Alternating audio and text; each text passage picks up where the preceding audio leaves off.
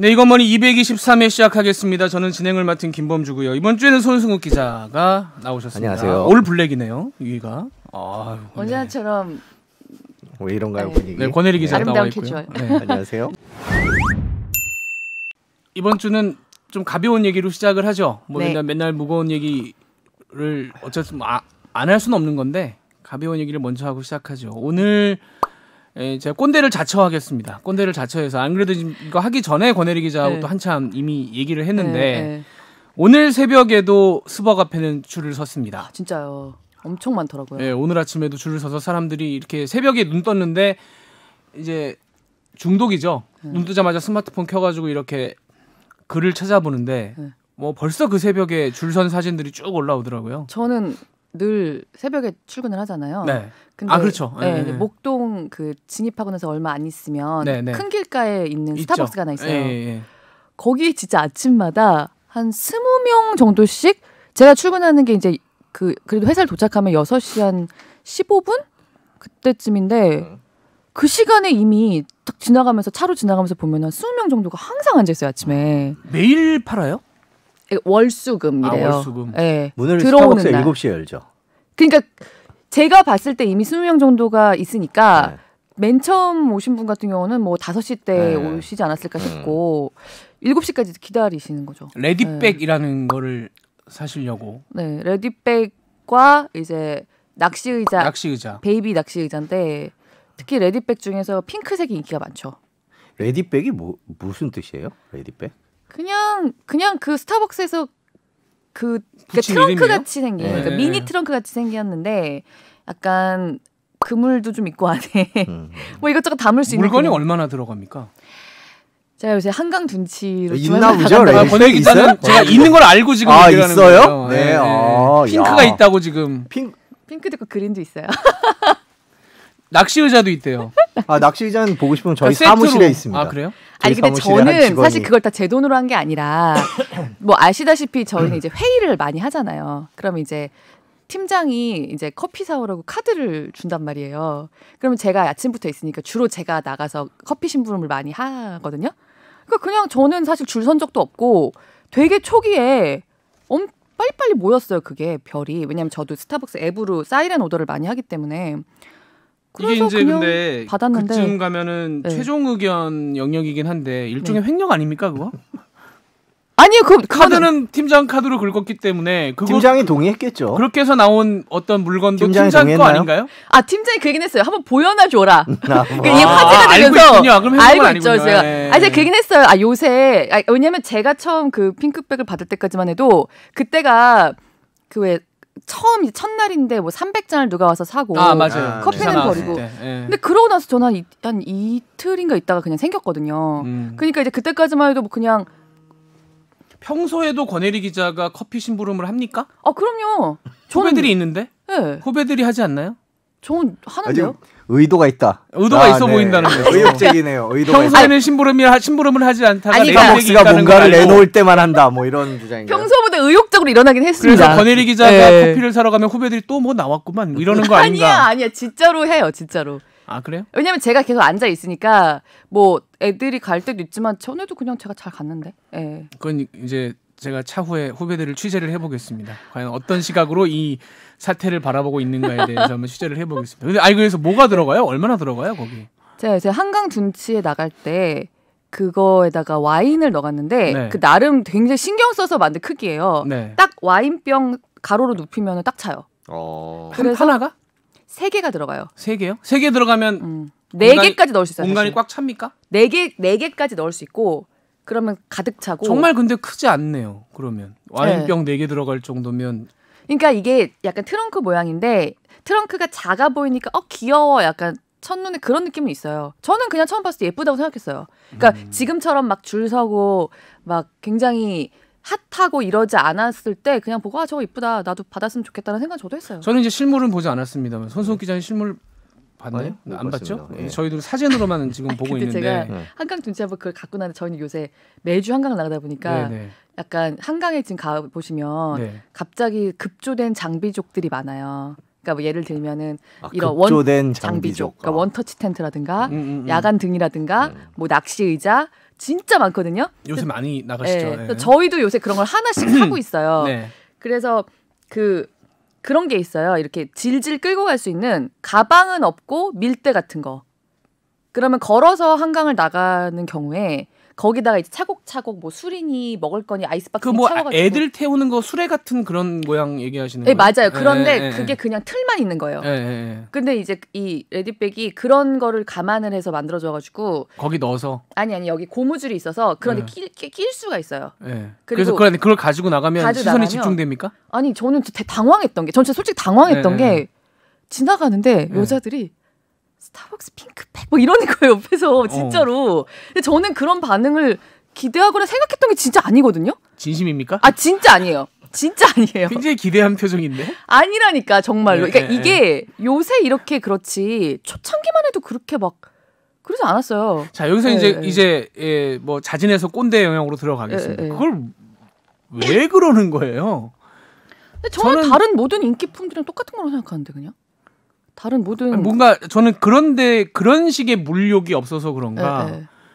그 플라스틱 백을 받기 위해서 새벽부터 줄을 서고 그다음에 처음에 문제라고 하긴 좀 그렇지만 처음에 이슈가 됐던 것처럼 몇백 잔을 사가지고 그냥 잔을 마시지 않고 놓고 가고 뭐 이런 것들 제 생각에는 이거는 굉장히 반자본주의적인 발언이긴 합니다만은 잘 납득이 가지 않는. 그러니까 이게 제 생각에는 그런 것 같아요. 왜냐하면 그러니까 스타벅스는 그런 시즌성 상품이나 굿즈를 진짜 많이 해요. 근데 왜 저도 사실 아침에 친절한 경제에서 굿즈의 경제라는 걸 한번 하려다가 말았어요. 네. 근데 뭐 예를 들면은 이니 굿즈 사실 그 정말 대통령 시계부터 네. 그거는 정말 전 국민이 알 만한 굿즈지만 진짜 별의별 굿즈가 다 있거든요. 예를 들면 요새는 책이 그렇게 전만큼 종이책이 많이 안 팔린다고 하잖아요. 네. 그런데 그러면 종이책에 배보다 배꼽이 더 큰 굿즈 같은 거. 근데 물론 실용성은 없어요. 예쁜 거를 조금씩 껴줘요. 그러면 그 책이 절판이 막 돼버려요. 그걸 사기 위해서. 네, 그걸 하기 위해서. 그러니까 이게 뭐 특별히 이거를 위해서 따로 돈을 들이는 건 아니잖아요. 근데 어차피 나는 책을 읽을 거고 이북 읽을 거 종이 책을 사면 그 굿즈를 받을 수 있고. 그리고 하다 보면은 약간 비슷하게 사람들이 약간 비슷한 취미와 비슷한 취향을 가진 사람들끼리 친구를 많이 할 거 아니에요. 일단 기본 처음으로 돌아가서 보자면 그러면 나도 핑크백 있어, 너도 핑크백 있어. 약간 이런 분위기가 되면은 갖고 싶죠. 그리고 그러다 보면 이게 또 17잔을 모아야 되니까 나 14잔 모았는데 3잔을 안 마셔서 이거가 없으면 좀 아쉽다는 생각이 들 수 있다고 생각해요, 저는. 옛날에 그 네. 다이어리 처음 주고 할 때도 17잔이었어요? 이게 늘어나 항상 똑같아요. 항상 똑같아요? 그리고 이 스타벅스는 다이어리를 포함해서 그러니까 사실 저도 커피를 많이 마시기도 하고 제가 이제 후배들 사주는 권혜리 기자는 정도의- 커피를 많이 마십니다. 네. 뭐 그건 뭐 네. 예. 그래서 제가 후배들 사준 연배도 되기도 했고 네, 네. 또 어쨌든 또 팀장 컴피심으로도 하고 하니까 저는 항상 또 다이어리도 항상 다 받아요. 근데 그러다 보면 이게 참 느끼는 게 조금 약간 그런 심리가 저도 모르게 생기더라고요. 처음에 다이어리를 받을 때 아무 생각이 없어요. 근데 한 번 받아보고 나면 또 받고 싶은 게 왜냐면 생겨요? 여기 이렇게 알록달록하게 이게 진열이 돼 있잖아요. 그러면 네. 내가 2개는 있는데, 그러니까 받아서 남 주기도 해요 막. 근데 뭐 2잔만 더 마시면 저것도 되는데? 그게 약간 자기도 모르게. 스벅 다이어리가 시작이었죠, 사실은. 그런 어떤 이런 분위기 자체가. 근데 사실 작년에도 비치타월 여름에 했고, 그러니까 말하자면 지금 이 스벅의 썸머 아이템은 늘 있었는데 올해 되게 히트한 거예요. 근데 저도 나오기 전에, 왜냐면은 스타벅스를 가면 거기 이렇게 뭐 이렇게 어떤 굿즈가 나온다고 예고편 같은 게 붙어 있단 말이에요. 근데 저도 그걸 보고 예쁘다고 생각을 했거든요. 그러니까 약간 그런 분위기가 좀 있었나 봐요. 술렁술렁.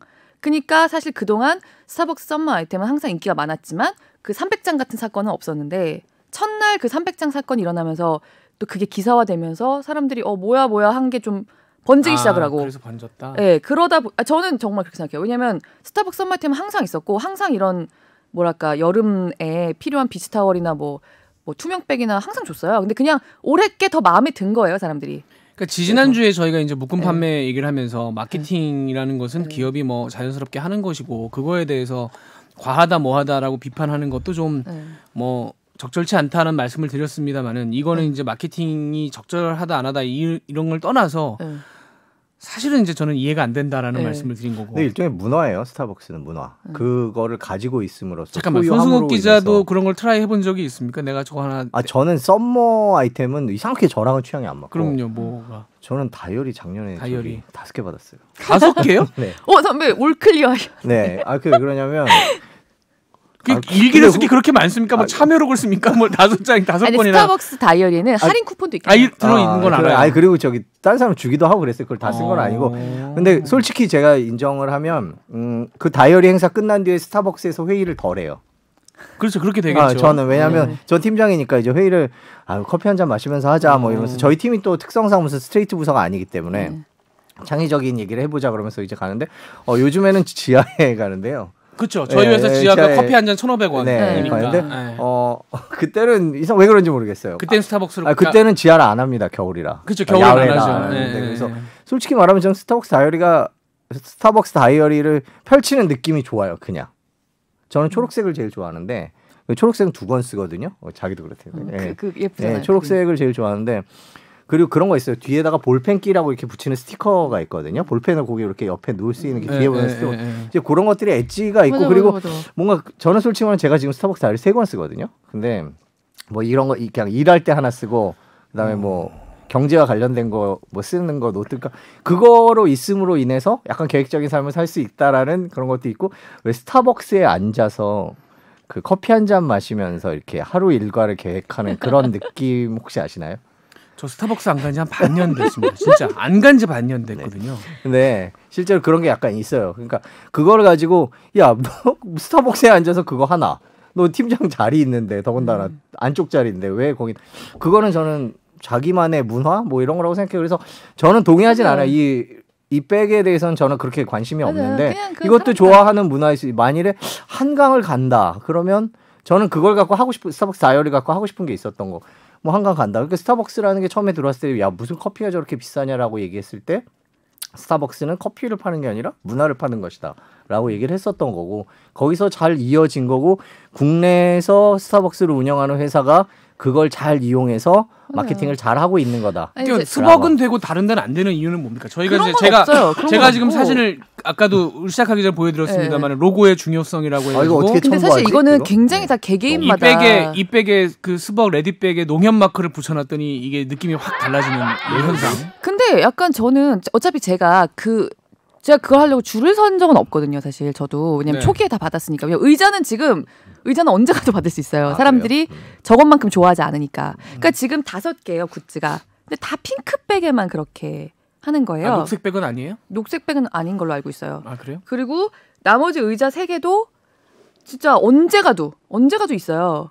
뭐 지금 그럼 핑크백을 사기 위해서 이렇게 줄을 서 있는 겁니까? 받기 위해서죠. 자기가 핑크백을 받기 위해서? 근데 결국 어쨌든 그 중에서도 사람들이 그러니까 당연히 효용이다, 실용성이다 이걸로 논할 수 있는 오브제는 절대 아닌 것 같고 이 중에서 그냥 예쁘다고 생각하고 저거는 뭐 오늘 안 받으면 끊긴데 뭐 내일에 안 받으면 뭐 이제 안 나온대 막 이런 막 말이 돌고 그냥 그거를 향해서 그런 거죠. 이쁜데 효용성도 있을 것 같아요. 아까 뭐 와인 4병 들어간다는 거 보면. 저는 솔직히 잘 쓰고 근데 있어요. 효용성이라는 게 어떤 효용성이냐면 권혜리 기자를 이제 제가 뭐 실토라기보다는 이제 고발을 하자면 거기다 와인 3병을 넣어가지고 가서 한강에서 3병을 다 마시고 온다는 거예요. 그러니까 그 실용성은 있는 것 같긴 해요. 가길병이 넘어가는데요. 그러면. 각 1.5병이잖아요. 네, 대단하네요. 그러니까 제가 첫 마디가 와인 잔도 갖고 가요? 그럼요. 플라스틱 샴페인잔. 아니 제가 물어본 이유가 머리 안 아프냐, 와인 1.5병을 먹고 다음날 머리가 안 아프냐라는. 그러니까 권혜리 기자에게는 실용성은 있는 것 같아요. 그게 딱 와인백으로서. 코로나19 시대에 안전하게. 네, 그 진짜 그래서 요즘에 유행하는 거니까. 근데 제가 진짜 뜨문뜨문 앉아서 마시는 거. 좀 느끼는 게 저는 제가 요새 농담삼아 그러거든요. 나는 스타벅스 나 스벅의 노예잖아. 제가 그러거든요. 이렇게 친구들한테. 옛날에는 커피는 아니었습니까? 그러니까 제가 그 얘기를 하고 싶은 거예요. 왜 제가 스벅의 노예가 되었느냐. 결국 마케팅을 잘하는 회사는 돈을 잘 버는 게 맞다라고 제가 생각하는 거예요. 왜 제가 스벅의 노예가 됐냐면 우리 회사 앞에 스벅이 있어도 안 갔어요. 제가 스타벅스를. 아니 제가 알기로는 커피빈이었어요. 네. 근데 사이렌 오더라는 걸 처음 도입을 하잖아요. 사이렌 오더가 컸죠. 근데 사실 우리 같은 약간 바쁜. 능력이 좀 안 되다 보니까 혼자 몸이 바쁜 사람들은 사실 시켜놓고 가서 얼른 휙 집어오고 제가 사실 그 얘기를 했다가 굉장히 좀 속된 말로 현타가 모았던 게 어떤 사장님이 나는 직원들 시켜서 직접 가서 픽업할 일이 없어서 모르겠는데 이러는 거예요. 제가 예 하고 말았는데요. 아니 그분 되게 옛날 방식이에요. 요즘에 CEO들 다 네. 자기가 가서 그거 해요. 그러니까 자기 취향도 그러니까. 있고 그렇기 때문에 야 그분은 분명히 그 얘기밖에 안 하는 거예요. 근데 약간 뭘 좀 새로 나온 거 마시고 싶고 그런 분들은 그 메뉴 보고 잘 가요. 심지어 내 또래 CEO인데. 근데 하여튼 그래서 저는 이제 제가 이제 그걸 해야 되고 사이렌 오더 때문에 이제 스벅이 노예가 되기 시작한 거예요.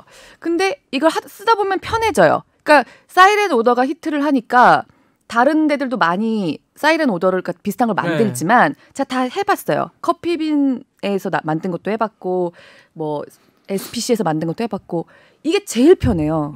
그리고 커피빈은 한번 그걸 출시하고 나서 한동안 오류가 나서 죄송하다면서 한 잔씩 서비스를 준 적도 있어요. 그러니까 이게 비슷한 앱인 것 같지만 어쨌든 굉장히 신경을 써서 자기들의 노하우와 기술을 접목을 해서 만들고 업데이트를 잘하면 저 같은 노예가 생기는 거예요, 사실. 앱 잘 만들었어요. 가볍게 네. 잘 만들었어요. 근데 그러다 보니까 사실은 저도 스타벅스 다이어리인데 전혀 관심이 없고 뭐 썸머 아이템도 관심이 없었는데 어차피 가잖아요, 제가. 그러다 보니까는 이런 것도 귀엽네 생각하게 되고 그러다 보면은 이제 가니까 그거 관련된 화제가 생기고 그래서 사실 한국 스타벅스가 장사 잘하기로 미국에서도 그렇죠. 굉장히 유명해요. 스타벅스가 우리나라 잘 안 되다가 먹을 거를 엄청 넣으면서 다시 우리나라에서 살아나기 시작했거든요. 이게 늘 고공행진만 한 게 아니라 조금 사업이 어느 정도 규모의 경제를 이루고 난 다음에 약간 정체다라고 했는데 그거를 한국 스타벅스가 먹을 거를 잔뜩 넣으면서 돌파를 했어요. 그럼 솔직히 저 같은 경우는 뭐 저도 설렁탕 좋아하고 막 좋아하지만 혼자 내가 뭘 할 때 약간 애매하단 말이에요. 밥 먹으면서 뭐 하긴 애매한데 여기서는 커피도 있고 샌드위치도 있고 되게 그것도 며칠 지나면 종류가 바뀌어. 거기서 뭐 컴퓨터 좀 하다가 밥 비슷하게 좀 먹다가 하니까 또 노예가 되고. 그러니까 이게 제가 사실 농담 삼아 제가 지금 절대로 뭐 스타벅스랑 뭐 그런 거 없고 진짜 아실 거예요. 없어 보여요. 네, 전혀 그런 거 얘기한 건 없고 아니었어요. 네.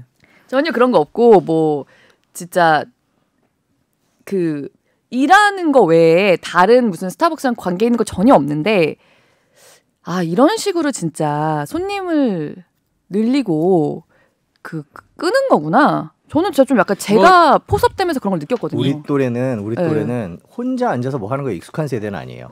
그러니까 혼밥이니 혼술이니 이런 거 익숙하지 않은 세대인데 커피도 마찬가지거든요. 근데 이 스타벅스는 가면 혼자 앉아서 뭐 이렇게 일을 한다거나 뭘 끄적거린다거나 그러니까 옆에 보면 노트북 켜놓은 분도 있고 공책 펴놓은 분도 있고 다양하게 여러분들도 있고 다행히 제 또래 분들도 있어요. 혼자 하는 사람들 중에. 그래서 그 부담이 없어요. 난 그게 제일 좋아. 사실 우리나라 커피 전문점들 중에서 이 콘센트와 혼자 공부해도 됩니다와 프리 와이파이를 제일 먼저 한 게 스타벅스예요. 근데 제가 최근에 할리스는 국산 커피 체인점이거든요. 가보니까 이런 약간 후발주자 같은 우리나라 국산 체인점들이 그거를 너무 잘해놓은 거예요.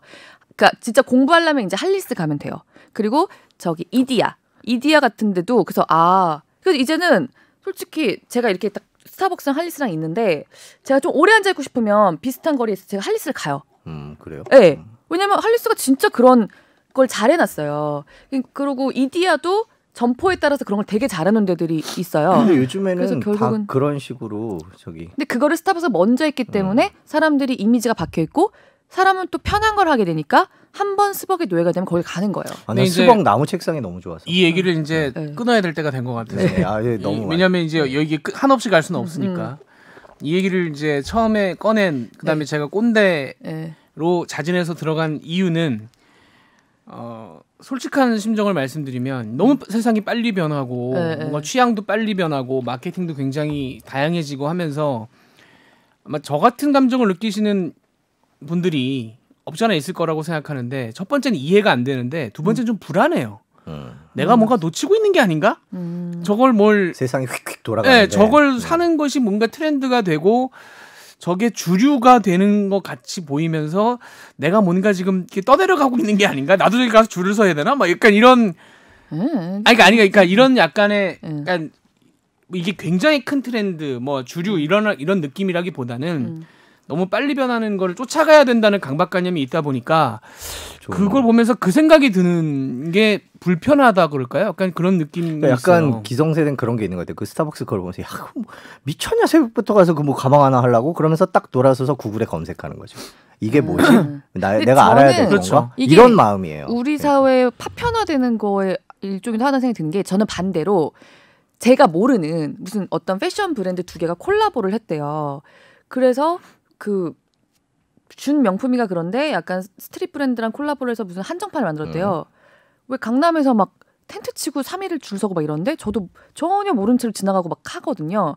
그러면 거기는 그 물건을 가지고 화제를 할 만한 그 사람들끼리 하는 거고 여기는 근데 스타벅스는 워낙 또 많이 있고 뭐 17잔은 어떻게 마시게 되니까 더 조금 사람들이 또 약간 언론이 저는 스타벅스 주목하는 것도 있는 것 같아요. 이런 걸 하면은 사실 그런 줄 서는 뭐가 생길 때.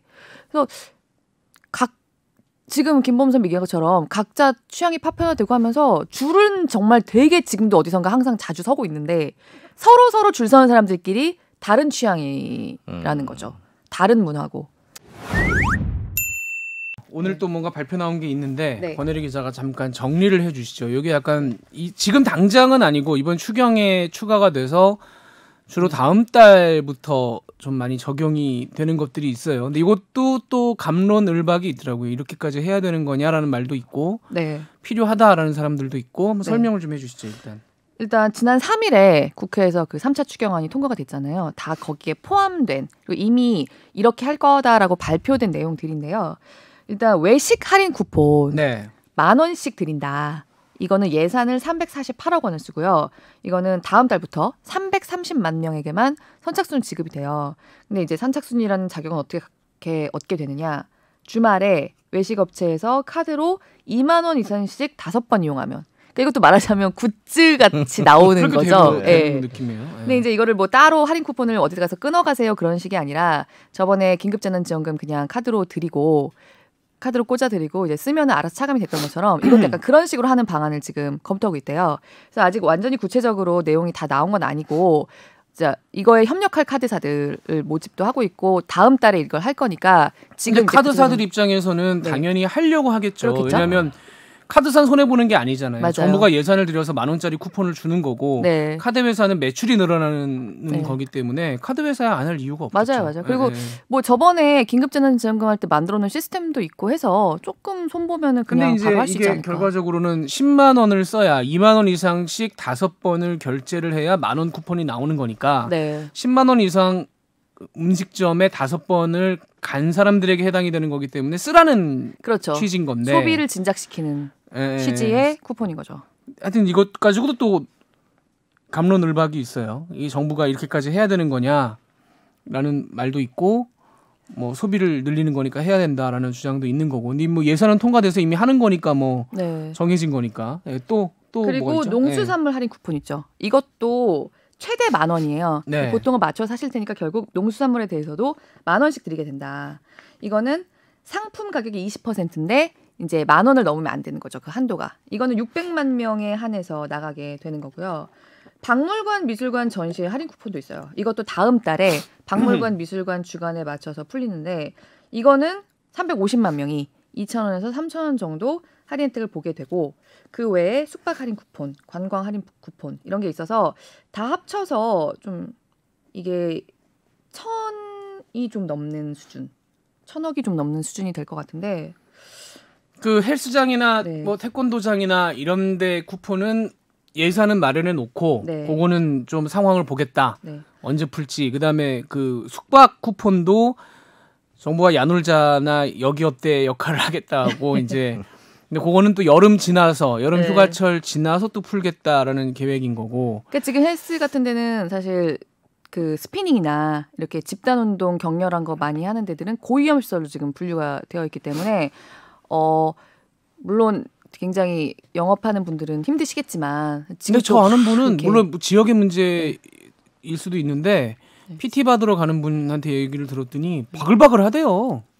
장사가 안 되지 않는다고 또 그렇게 얘기를 하더라고요. 어느 일정 지역이겠습니다만은. 근데 불안하긴 해요. 제 입장 제가 느끼는 그냥 운동하는 사람으로서 느끼는 거는 제일 많을 때에 비하면 아직 그 수준은 못 갔어요. 제일 많을 때에 비하면 아직 그 수준은 못 가. 그러니까 우리가 흔히 보는 게 매일 저는 이제 매일 같은 시간에 갔으니까 매일 같은 시간에 러닝머신에 얼마나 사람들이 올라가서 뛰고 있느냐를 보면 지금은 일단 러닝머신이 한 칸 간격을 뛰고선 그래야죠. 하도록 되어 있을 네. 뿐더러 그럼에도 비어 있는 게 예전에 바글바글하던 시절은 아닌 것 같아요.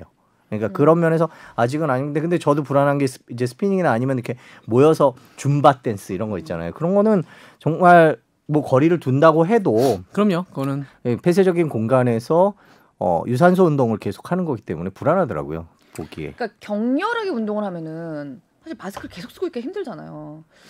예, 그래서 저 러닝머신에서 걷습니다. 뛰는 건 안 돼, 못 하겠더라고요.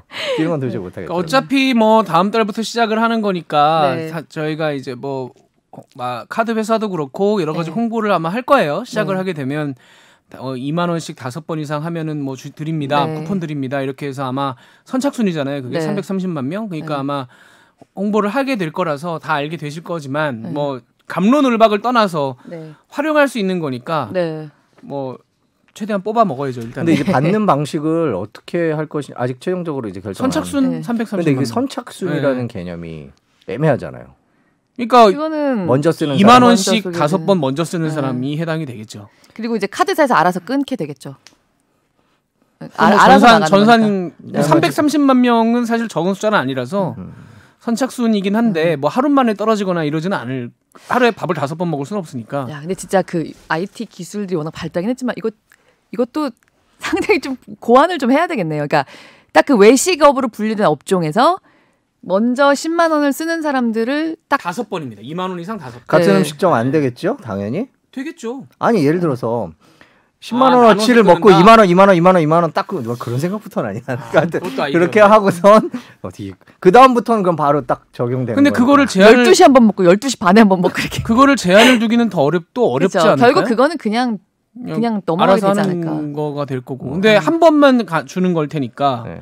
예를 들어서 회식을 그렇죠. 한 번 주는 거니까. 한 번 네. 주는 거니까 330만 명한테 하나씩 주는 거니까 뭐 그렇게 쓰든 저렇게 쓰든 제가 볼 때는 330만 명이면 어지간한 분들은 다 받을 수 있는 거 아닌가라는 생각은 듭니다. 그래서 뭐 가족 치킨 하면 2만 원 딱 되잖아요. 그렇게 되는 거죠. 네. 그렇게 되는 거니까. 또 안주 위주로. 안주 위주. 네. 근데 이게 무슨 논란이 있는 거죠? 그러니까 정부가 이렇게까지 또 이게 결국은 이게 세금이니까 세금이니까. 네, 300억 이상 또 세금을 여기에 쿠폰을 쓰는 건데 그거에 대한 또 이 세금을 이렇게 써도 되느냐라는 얘기를 하는 분들은 또 어디든지 있게 마련이니까 그런 또 논쟁은 있더라고요. 이렇게 왜냐면 이제 추경의 구체적인 내용이 하나씩 나오면서 그런 방법도 해? 그런 방법도 써? 뭐 이런 이 얘기는 뭐 나오는 게 당연한 거죠. 어쨌든 나라 돈 쓰는 건데 모두가 100% 찬성하거나 100% 맞게 가는 것도 또 뭐 꼭 옳은 건 아니니까 그렇습니다. 그래서 뭐 이거는 다음 달에 시행되면 뭐 네. 권혜리 기자도 아침에 친절한 경제에서 또 한번 하겠습니다만은 네. 뭐 다시 한번 말씀드리는 걸로 하고 네. 자 이제 가벼운 얘기는 30분 했고요. 살짝 무거운 얘기 오늘도 좀 속보가 또 떴습니다만은 부동산이 문제가 심상치가 않아요. 심상치가 네. 않은데 이게 결국은 감정의 문제로 들어가다 보니까 이 사실 제가 볼 때 직격타는 노영민 네. 비서실장의 이 청주집과 반포집 문제. 네. 처음에 반포집을 판다고 얘기를 했다가 50분 뒤에 아니다 청주집이다. 요게 되면서 글쎄 모르겠어요. 그때 아마 처음부터 청주집이라고 했으면 이 정도까지는 아니었을 것 같은데 뭔가 이렇게 속내를 드러낸 듯한 네. 더 화제가 돼버렸죠. 반포집이라고 했다가 청주집이라고 뒤집는 순간 뭔가 거봐 2개 있으면 당신도 강남집 가지고 있을 거 아니야라고 사람들이 얘기를 할 포인트를 만들어 낸 거고 그럼 여당 쪽에서도 여당 주요 인사들도 거기에 대해서는 문제 지적을 했고 결국은 오늘 반포집도 팔겠다 이번 달 안에 팔겠다라고 얘기해서 결국 이제 2주택자에서 무주택자로 가는 스텝을 밟았어요. 그 집이 한신설의 아파트라는 그러니까 그 설해마을 반포 설해마을이라고 네. 보통 뭐 이제 술 좋아하시거나 하시는 분들은 한 번씩은 가보셨을 수 있는 음식점이 있는 곳이죠. 어떻게 술집이 있는 곳입니까, 설해마을이? 설해마을에 저는 해 떠 있을 때 가는 기억은 별로 없어서. 네, 그렇군요. 네, 조명이 네. 주로 없을 때 가로등 네. 불빛을 봤던 기억이 네, 있지. 그렇군요. 거기에 가서 이렇게 뭐 화려한 낮에 조명이 나를 감쌀 때 가는 거. 거기 조명 화려하지 않아요, 거기. 조명은 화려하지 않죠. 모르세요? 화려한 조명이 나를 감쌀 때? 아, 모르시는 모르세요? 거 아니에요? 그걸 모르세요? 네.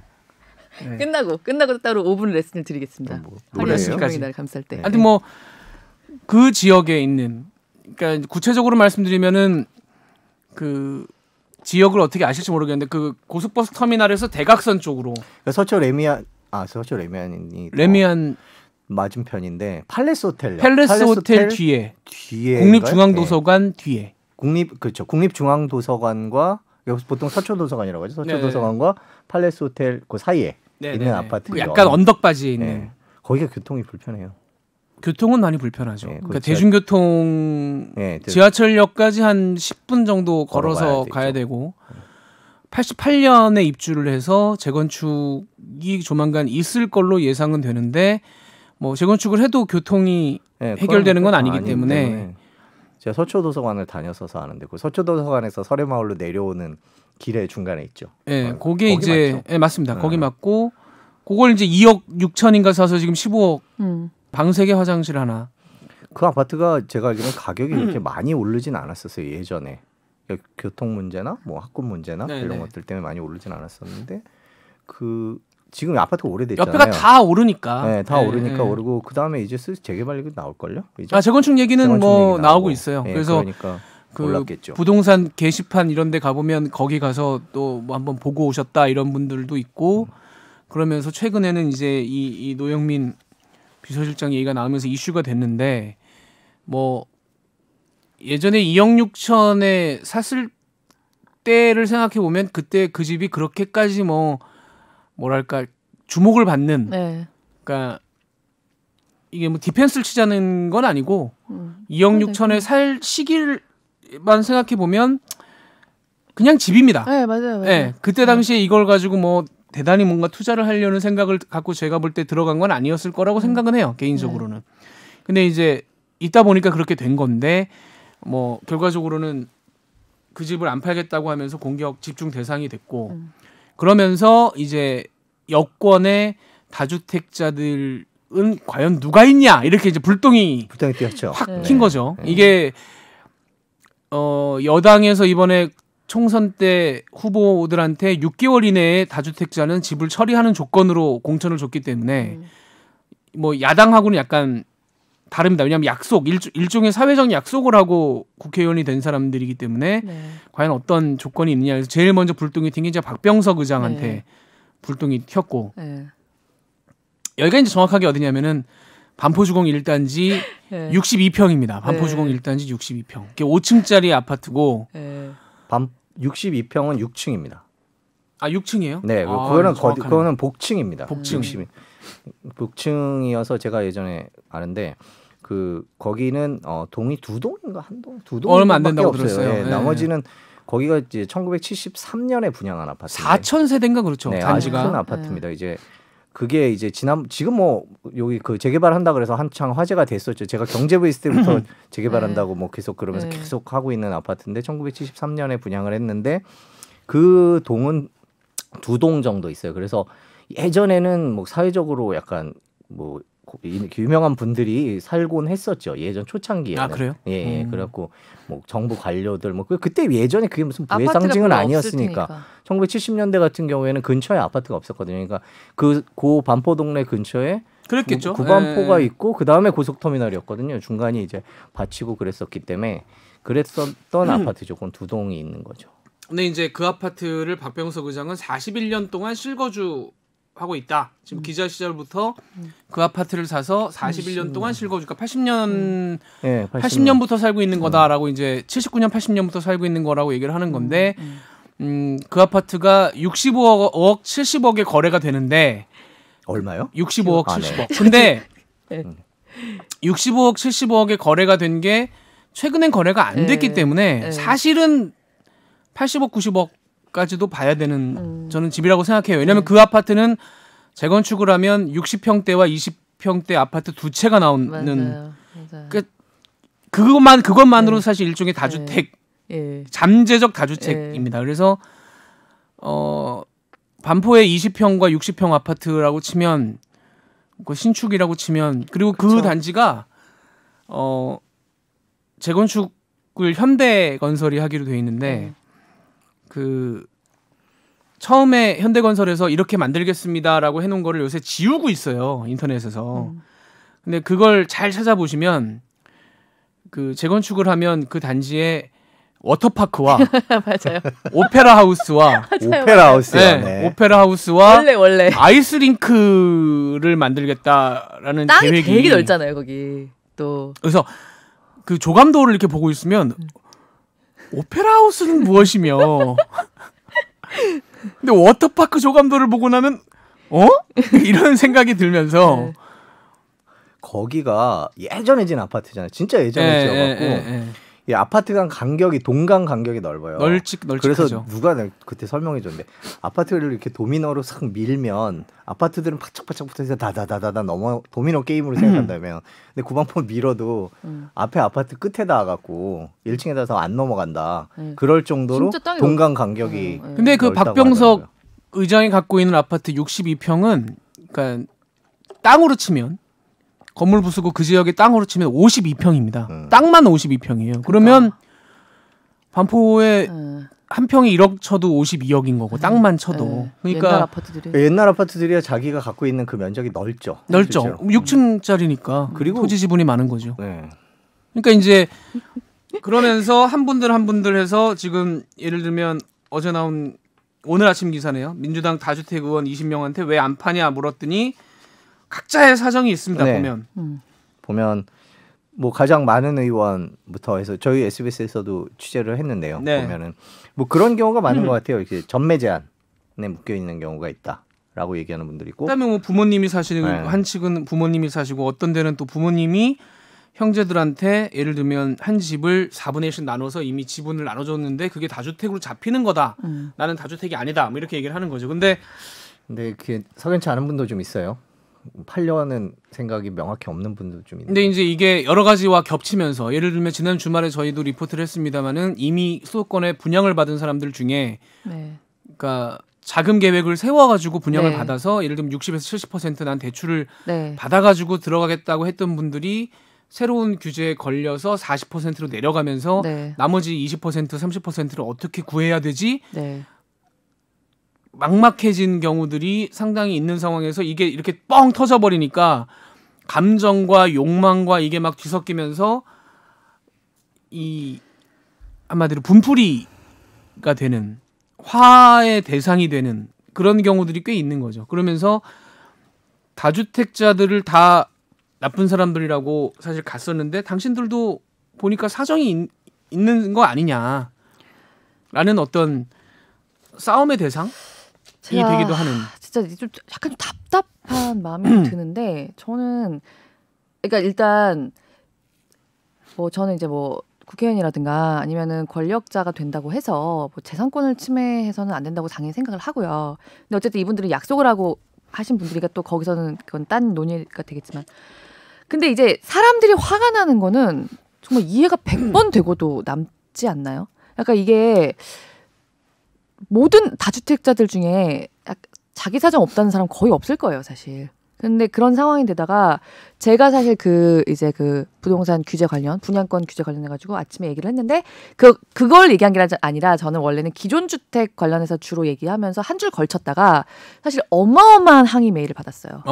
그러니까 제가 이제 자세히 얘기 안 하고 소급 적용 아닙니다라는 식으로 그냥 말씀드렸다가 한번 그러니까 이게 되게 문제가 불거지기 전에 사실 아주 따져 보면은 소급 적용이 아니라고 하는 국토부의 이야기에도 포인트는 있는데 진짜 방금 김범주 선배가 얘기한 대로 자기의 미래 계획, 자금 계획을 거기에 맞춰서 한 분들 같은 경우에 저는 그리고 진짜 굉장히 제가 이제 제보 메일이나 항의 메일을 받으면서도 이분 진짜 딱하다라고 생각했던 분 같은 경우는 무주택자예요. 무주택자인데 서울에서 직장을 다녀요. 네. 그렇지만 어쨌든 직주 근접을 생각해서 서울에서는 도저히 집이 안 되고 수도권에서 집을 살려고 이제 신혼 부부가 될 분인데 수도권으로 아파트를 하고 정말 영혼을 끌어모아서 그 방금 선배가 얘기한 것 같은 그런 분양권 확보해 놓은 뒤에 나중에 이걸로 돈을 넣어서 잔금을 다 해야지라고 생각했던 분인데 정말 그분은 그거 영혼을 다 끌어모아야지만 그 집에 잔금을 낼 수가 있는 상태였어요. 어떡하냐. 막 저한테 너무 하소연을 하시는데 제가 진짜 마음이 너무 아픈 거예요. 그래서 자기는 서울에서는 도저히 언감생심 꿈도 못 꾸고 그냥 우리 회사에서 가장 가까운 수도권으로 나가서 그리고 여긴 정말 비규제 지역이었다. 그런데도 나는 이거를 진짜 영혼을 끌어모아서 해야 되는데 나 결혼도 해야 되고 하는데 어떡하냐. 그런 사람들이 이런 걸 볼 때 아니 당신만 사정 있어라는 말이 절로 여기 목구멍까지 안 나오고 어떡해. 예. 그리고 모르겠어요. 정말 제가 월요일 날 아침에 친절한 경제를 했던 게 있어요. 근데 이거가 국토부에서 2017년 파리 대책 때 나왔던 게 투기과열지구에서는 그러니까 당시는 서울이랑 몇 개 없었는데 투기과열지구가 앞으로 투기과열지구에서 3억 원 이상의 주택을 사면 자금 조달 계획서라는 걸 쓰게 바뀝니다. 그리고 그 후에 이제 부동산 대책이 추가로 나올 때마다 그 자금 조달 계획서가 점점 세밀해지도록 이제 계속 내용이 바뀌었죠. 그리고 그게 조금이라도 의심적인 게 있으면 바로 조사 들어가고 비싼 집 같은 경우에. 그래서 그 미래통합당의 김상훈 의원한테 그 국토부에서 이 자금 조달 계획서에 어떤 특정 항목들을 아예 그냥 전수로 다 줬어요. 그거를 쫙 봤는데 지난 3년 동안 그러니까 이 자금 조달 계획서라는 것을 받기 시작한 후에 상황을 보니까 매달 서울 시내 안에서 그 전세 껴서 집을 사는 사람들, 갭 투자로 집을 사는 사람들의 비율이 쫙 나와요. 근데 그 중에 자금 조달 계획서에 임대 목적이라고 쓰는 사람들이 있고 가족이나 내가 살 거다. 그러니까 지금 있는 세입자가 있어서 뭐 세입자의 사정이든 자기의 사정이든 보증금을 승계해서 내가 이 집을 사지만 난 곧 들어갈 거다. 근데 이게 물론 거짓말일 수도 있는 거지만 사실 이거는 요새 같은 경우에는 이게 더 까다로워지고 있기 때문에 이런 거 거짓말했다가는 바로 좀 미심쩍으면 조사가 들어오고요. 어쨌든 요거는 그냥 믿는 상태에서 이걸 봤더니 일단 그 서울 시내에서 전세를 끼고 집을 사는 사람의 비율은 줄어든 적이 없어요. 대책이 나온 다음에도 거의 50% 안팎을 유지해요. 그리고 올해 같은 경우는 조금 더 늘었어요. 근데 이 중에서 임대 목적이다라는 사람들의 비율은 계속 이거예요. 일직선이에요. 그러니까 그런데 가족이나 내가 살 거다라고 답한 사람들의 비율이 뚝뚝 떨어져요. 2018년부터. 근데 만약에 거짓말을 한다고 해도 임대보다는 가족이나 내가 살 거다라고 대답을 하지 않겠어요, 사실? 근데도 그렇게 그 대답을 한 사람들의 비율마저도 쑥 떨어지고 그 임대 목적으로 집을 살 수 있는 사람들의 비율은 그냥 유지가 되는 거예요. 이거는 사실 내가 보증금 승계만 하면 그 집을 살 수 있게 된 사람, 그러니까 더 이상 빚을 내지 않고 그냥 그 보증금 승계만 하면 그 집을 하나 더 가질 수 있게 된 사람들은 계속 그 구매 행위를 어느 정도 일정한 비율로 할 수가 있었고 사실 갭 투자 아니냐, 갭 투자라고도 하지 마라, 갭 투기 아니냐라고도 하시는 분들이 있는데 사실 되게 한국 사람들이 작은 집에 살다가 조금 25평에서 33평 이렇게 늘려갈 때 그런 식으로 많이 하잖아요.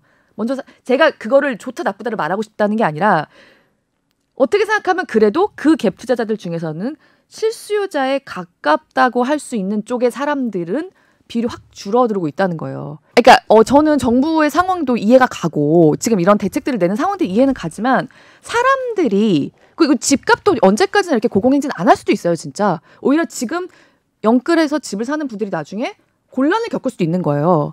제가 뭐 집은 계속 이렇게 오를 거니까 뭐 부추기는 말을 전혀 하고 싶은 게 아니에요. 근데 이런 상황에서 어떻게 사람들이 분노를 안 할 수가 있을까?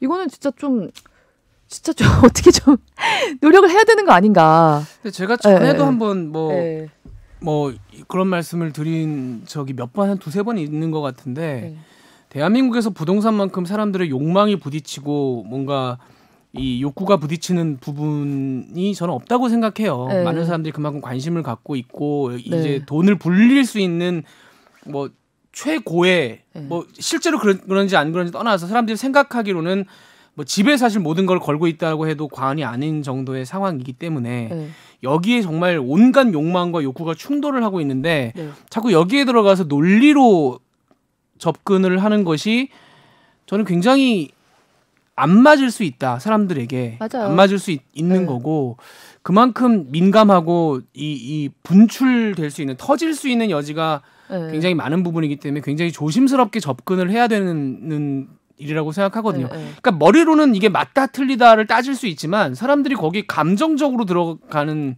상황에서는 그게 굉장히 사치스러운 접근법일 수 있다는 거죠. 노영민 비서실장의 이번 처음에 이 단초 심지에 불을 당긴 행위는 정말 저는 이 무책임했다, 무심했다.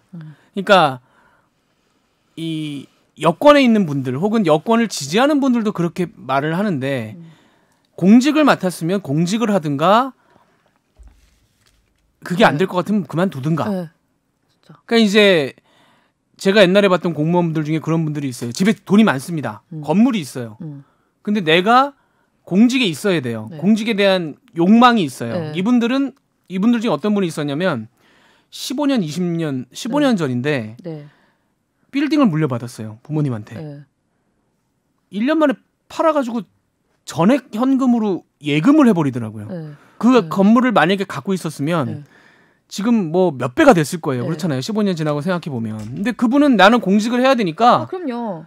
이거는 그게 아닌 것 같다라고 해서 그냥 팔아버리더라고요. 그래서 깜짝 놀랐어요. 야, 저걸 파네? 아니 그 사람은 공직자의 마인드가 돼 있는 거죠. 그런 사람들이 나란 일을 하는 거라고 생각해요. 제가 재산권을 침해하는 건 안 된다고 생각하지만 최소한 게다가 지금은 다주택 1주택이 아닌 사람, 내가 산 집에 내가 살고 있는 사람이 아닌 경우에는 모두 그 갭을 주고 사는 거라든가 일단 준투기 세력으로 보는 철학을 바탕으로 만들고 있는 부동산 대책이잖아요. 근데 그런 대책을 내놓고 있으면서 자기들이 그러고 있으면 도대체 누구를 설득할 거냐. 저는 진짜 재산권 침해 같은 거 진짜 자본주의 사회에서 진짜 아니라고 생각하지만 그런 부동산 정책을 내놓고 있으면서 이렇게 하면요.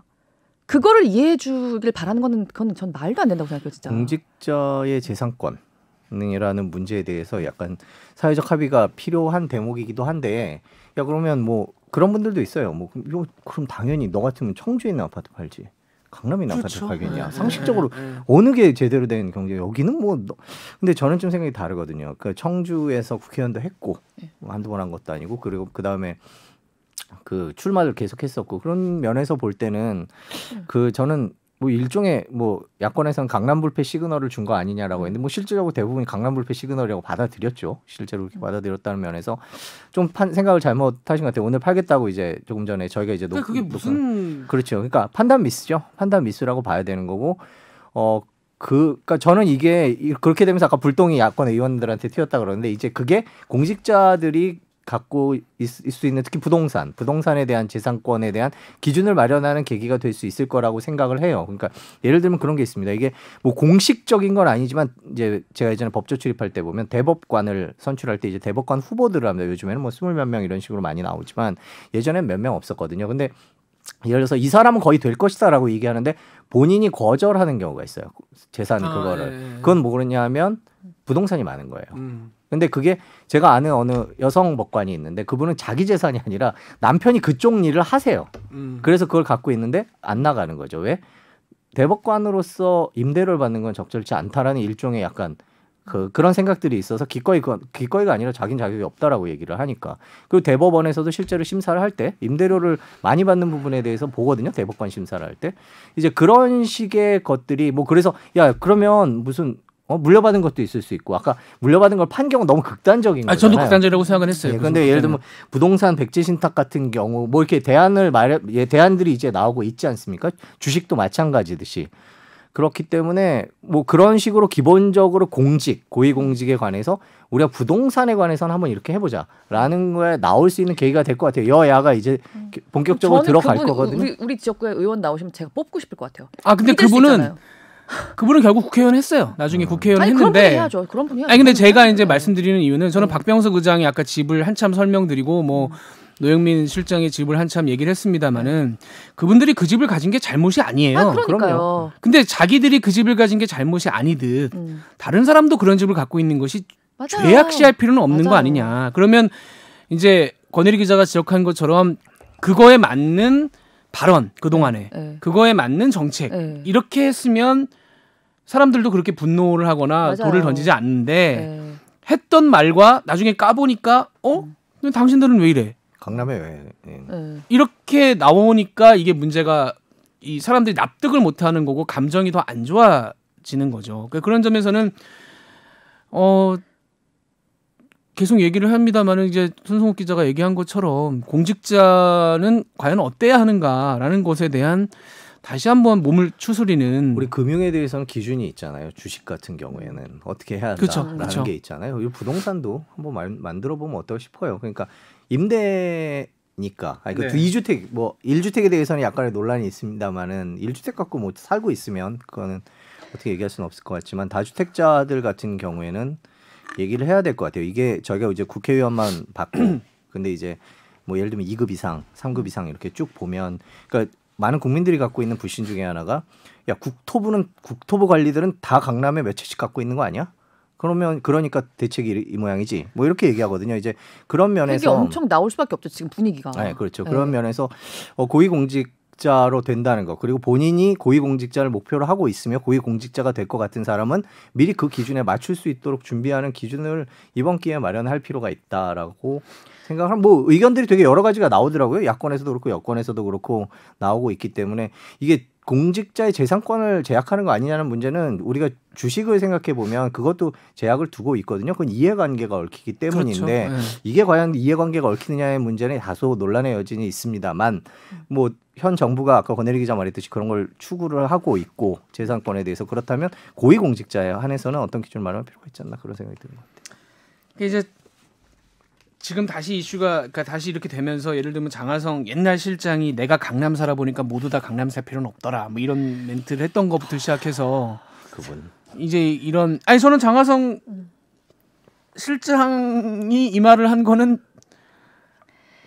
본인은 진심이었을 거예요. 근데 진심을 그러니까 제가 아까 말씀드린 그거죠. 그러니까 사람들이 감정의 표정이 너무 드러나. 감정의 영역으로 들어갔는데 표정이 너무 논리적으로 드러나요. 설득을 하려는 것이 과연 먹히냐라는 이 정부가 출범할 때 투표를 했던 분들 가까이는 이번 총선 때 민주당 의원들에게 투표를 했던 분들과 아까 저희가 짚었던 예를 들면 그 영끌 해가지고 영끌해서 아파트 분양 받아가지고 자금 계획 세웠는데 이번에 대책 때문에 그 좀 어려워지신 분들 혹은 뭐 이 문제로 지금 화를 내고 있는 분들이 저는 다른 사람들이 아니라고 생각합니다. 투표를 민주당에 했지만 이번 일에는 화를 내는 분들이 있을 수 맞아요. 있고 이거를 자꾸 이렇게 무슨 또 뭐 그 영역을 나눠서 저쪽 당 지지하고 뭐 이런 문제가 아니라 안 됩니다. 한국에서의 부동산 문제는 상당히 감정의 문제라는 점을 정책을 세우는 분들이 다시 한번 좀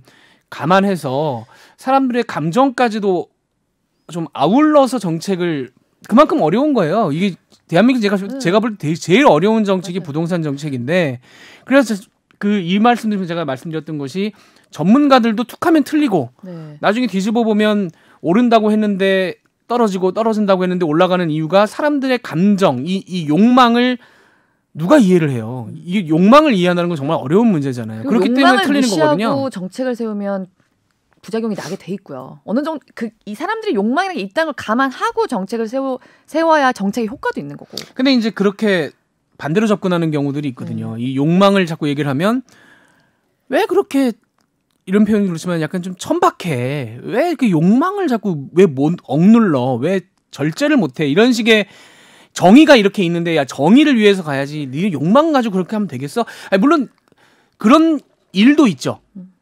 그런 사안도 있는데 부동산 문제는 한국에서의 부동산 문제는 그 영역을 저는 벗어난 문제라고 생각하고 철저하게 욕망 위주로 그래서 제가 전에 한번 그 말씀 드렸었죠. 부동산 투기를 해본 사람이 국토부 장관 하는 게 낫지 않겠냐라는 제가 말씀까지도 좀 오바해서 드렸던 것도 사람들의 욕망을 이해해야 접근이 어프로치가 가능한 문제인 최소한 것 같은. 뭘 절제를 시킨다고 하더라도 내가 이걸로 손해를 본다라거나 불안하게 만든다거나 이렇지 않고 그냥 내가 그것까지 짐작하지 않았는데 해결이 되게 해주는 게 사실 정책의 묘인 거죠.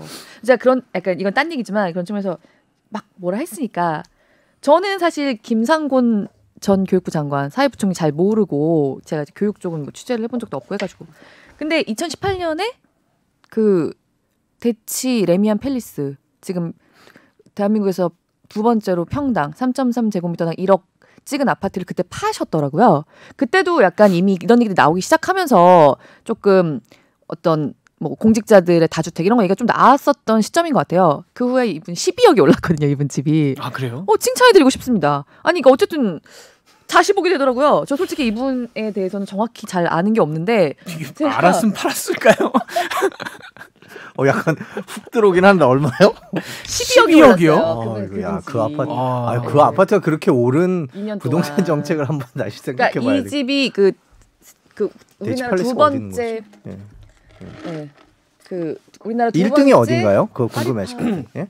그 아크로 리버파크. 아크로 리버파크. 반포가 이제 아직도 처음으로 1위군요. 예. 평당 1억을 찍었고 거기도 물론 집마다 다르지만 이제 두 번째 아파트인데 이분 집이 12억이 올라가지고 어쨌든 이분은 지금 몸담고 있는 여당, 몸담고 있는 정부의 부동산 대책에 맞춰서 그 집 파신 거잖아요.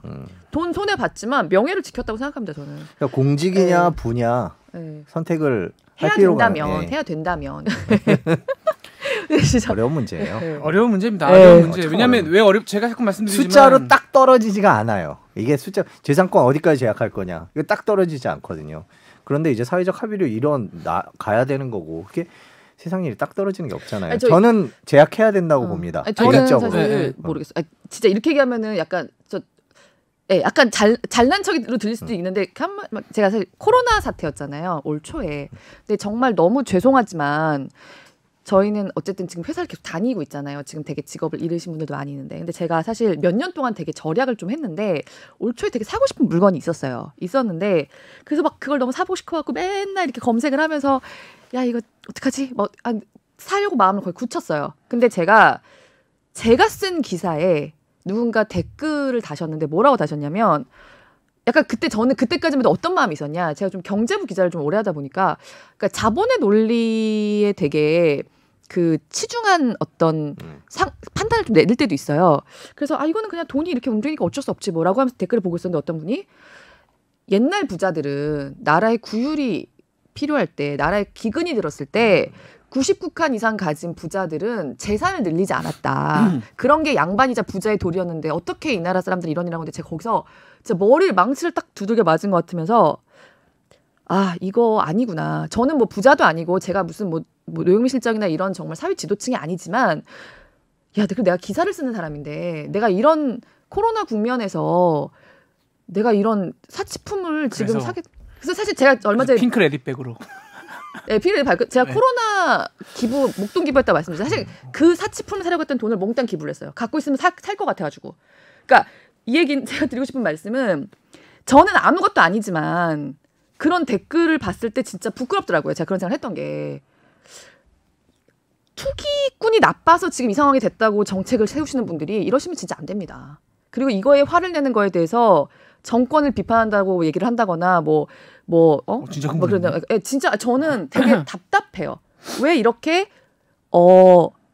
왜 이런 모습을 보여주는가? 약간 답답해요. 그러니까 이제 지금 정리를 하자면 권혜리 기자는 약간 그런 공직자의 자세에 대한 얘기를 하고 있고 손승욱 기자는 주식도 있는데 일종의 공직자의 어떤 재산권에 대한 사회적 논의가 있어야 된다라는 얘기를 하신 거고 저는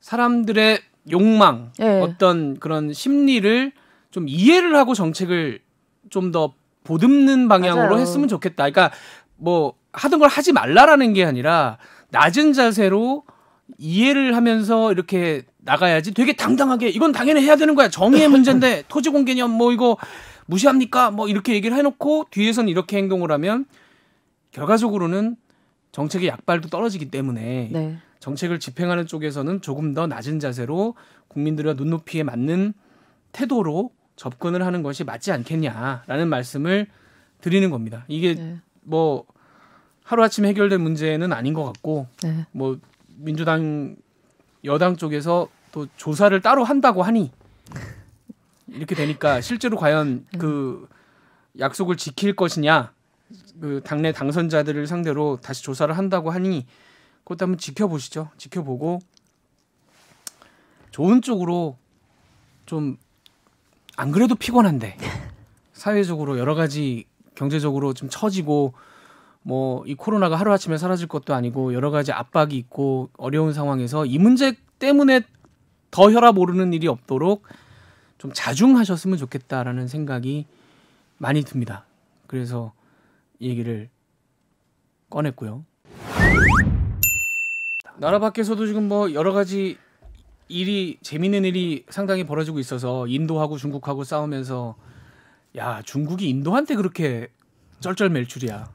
인도 간단치 않습니다. 그러니까요. 그리고 홍콩 보안법 얘기. 중국 잡는 게 인도라는. 홍콩 틱톡 얘기도 있고. 그러니까요. 미국이 또 틱톡 갖고 아니 얘기하고 그 인도에서 틱톡을 끊어버려가지고 아, 예.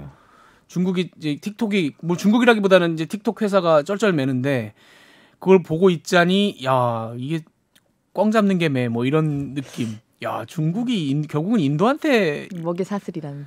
그런 게 있구나. 네, 근데 또 코로나 2차 파동, 2차 웨이브가 지금 또 본격적으로 또 되면서 막 연일 갱신하고 있죠 다시. 그래서 수출로 먹고 살아야 되잖아요 대한민국. 그래서 그것도 지금 어떻게 될지 잘 모르겠고 뭐 그런 얘기들이 많죠. 삼성전자 실적은 생각보다 괜찮았는데 어떻게 될지도 모르겠고 뭐 이제 그런 문제들이 계속 관심사여서 좀 예 다음 시간에 얘기하면 되겠죠 뭐. 좀 지켜봐. 다음 시간 네. 손수목 특집. 아, 예, 그렇지 않습니다. 근데 네. 제가 다음 주 휴가입니다.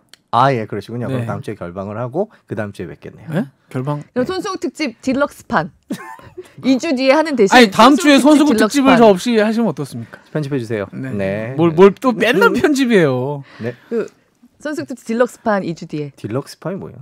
그러니까 이제 스탠다드 아니고 네. 이게 2주 한 주 묵히니까 묵혀서 이렇게, 더블로 예, 가자고요? 더블로 이제. 묻고 더블로 갑니까? 아, 근데 저는 하여튼 다음 주에 국내 여행을 어디로? 강원도로 가서 예. 좀 일찍 잡아가지고 어. 조금 낮은 가격에 잡았는데 와 강원도 숙소들이 가격들이 어마어마하더라고요. 제가 많이 올랐어요. 그 요새 다 국내 여행을 가시잖아요. 어쩔 수 없죠. 네. 네, 그러니까 가격도 오르고. 네. 하여튼 다음 주는 제가 이제 강원도 소비 진작을 좀 네. 하고 한번 가서 경제 강정 상황을 소비 잘 진짜. 살펴보고 다음 주에 그러면 네. 여행 특집을 한번. 다 다음 주에. 아, 다음 네. 주에 여행 특집. 플러스 손수목 딜러스판. 네. 하여튼 저는 좀 푹 쉬고. 네. 네. 아 좋겠다. 네. 여러분들 휴가 언제 가세요? 저는 계획은 없습니다. 아 계획 그렇죠. 없어요? 네. 저도 계획 없어요. 뭐 권일희 기자는 그냥 저 핑크 레디백에 와인 3개 넣고 그러니까 매일 한강 매주 가면 가잖아요, 되잖아요. 매주. 예. 아 군치 나가서 막 와인 3병 먹고 들어오면 피곤해서 놀러 갈 수가 없어요. 와인 3병을 어떻게 먹냐나 진짜 그건. 근데 공기가 좋아서 그런지 잘 들어가요. 좀 전에 부동산 얘기할 때 그 흥분했던 표정은 어디론가 사라지고 와인 3병에 저렇게 화사한 얼굴에 화색이 돌면서 저럴 수가 있나 사람이. 하여튼 우리 팟캐스트는 술 얘기가 너무 많은 것 같지 않아요? 근데 네.